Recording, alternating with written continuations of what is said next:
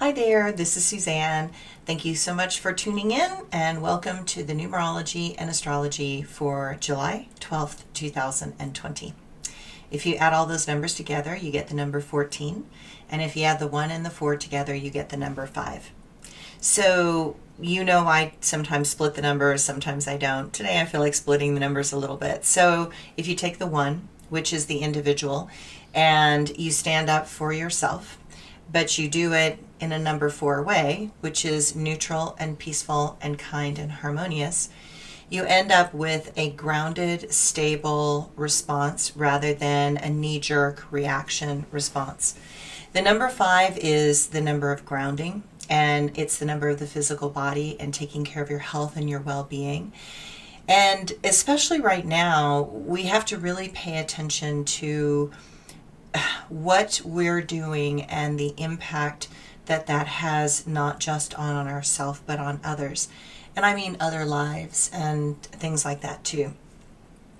So learn to live, fully in each moment. And why not? Why not be fully alive and be kind no matter what? So you've probably heard my mantra, no matter what, no matter what, no matter what, be kind. You just try to be kind no matter what somebody is doing, no matter how dysfunctional it is, no matter if you agree with it or not. The one line that, I draw in the sand is around cruelty and viciousness. And if somebody is lashing out and hurting somebody, then you just have to draw a line. It's like such behavior is unacceptable in a civilized society. You have to make it unacceptable. Otherwise, we will have no society and things will be in chaos. So today with the number 5, you're being asked to bring your total magnificent self into this day and to bring your passion to everything you do and to stay grounded with this number 5 and stay real and as natural as possible and be in the flow of life and, recognize that, you need to set aside some of your mental expectations and see what is really happening around you. Because in all honesty, nobody is really going to get what they want for quite a long time. So if you're holding out for, I want this particular thing, that's just ridiculous because nobody's going to be getting their particular thing for a generation probably. It's going to take that long. The level of dysfunction and the level of unraveling and the level of consequence is really, really high at this point. So we're all going to have to make an adjustment. And I try to have small stepping stones that we can move towards. Find the goodness that's in life and allow it to inspire and nurture you. And life will always give you more challenges to deal with. It is up to us to seek the beautiful moments in the midst of the suffering, pain, and death in this world. Life is precious. None of us are guaranteed perfection or getting everything we want. It's childish to assume so.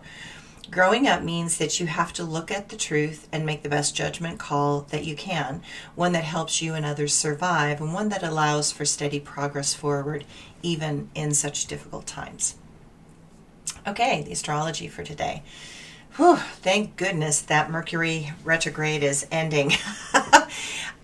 Between the eclipses and the Mercury retrograde and the end of the Cancer Capricorn eclipse cycle and shifting into the Gemini Sagittarius cycle and Mars in Aries ruffling everybody's feathers and getting everybody wanting to go to war and fight about something.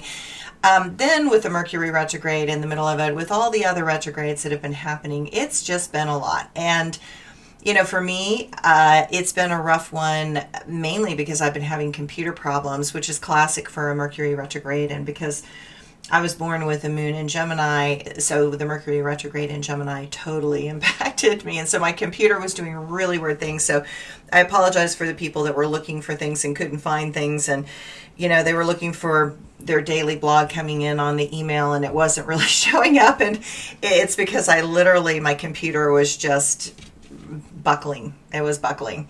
So I have spent the last 4 days trying to get my computer back up to snuff. And so I'll be really grateful tomorrow when this cycle starts to end And some of that should clear up as the retrograde ends. I mean, at least we can hope, right?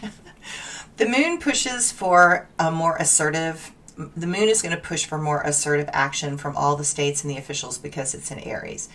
And it's time for a more direct approach, and consequences are actually going to be dire for some. There is a Sun-Neptune trine that attempts to slow things down and bring clarity into the confusion.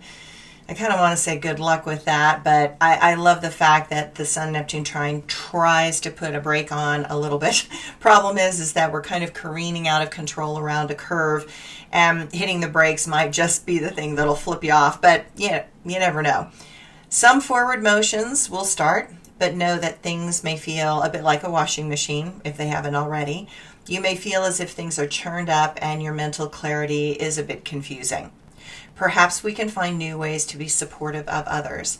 I hope that sanity can return, but for today, take a look at what you need to do to make a change that is constructive and kind. Okay, my quote for today is a poem. May peace return to all living things. May kindness become more powerful than kings. May love and concern show the way back from all the energy that hate hijacked. I'm so tired of listening to the fight over who thinks they are wrong or right. I am so shocked by what I see. All the people who think I is better than we. There can be no peace while ideas reign supreme, because the mind likes to make things go to an extreme. I live in a world not surrounded by hate. Those with such feelings I leave to their own fate. I take nothing away from those with such fears. They offer nothing but destruction and tears. It is not something that my soul can digest, but I watch and I hope for those so possessed. And my blog for today. Looking at the world of suffering and knowing so many that are trapped in situations that are not helping the health and well-being of our world makes me so sad. It is a painful process to feel through the horrific toll that such ignorance is going to have on so many. The inability for sane minds to direct this moment in history will go down as an atrocity and a crime against humanity. But perhaps it will be a gift to nature. This is forcing us to slow down and stop, and it is giving this world a chance to recover from what humanity has done to so many lives. And I do not mean just human lives. We are now living the consequences of our actions. Perhaps this is what it takes. Perhaps humanity needs to get taken down a notch. Perhaps lessons such as this must be humbling to be effective and to shift human consciousness permanently. Thanks, everyone.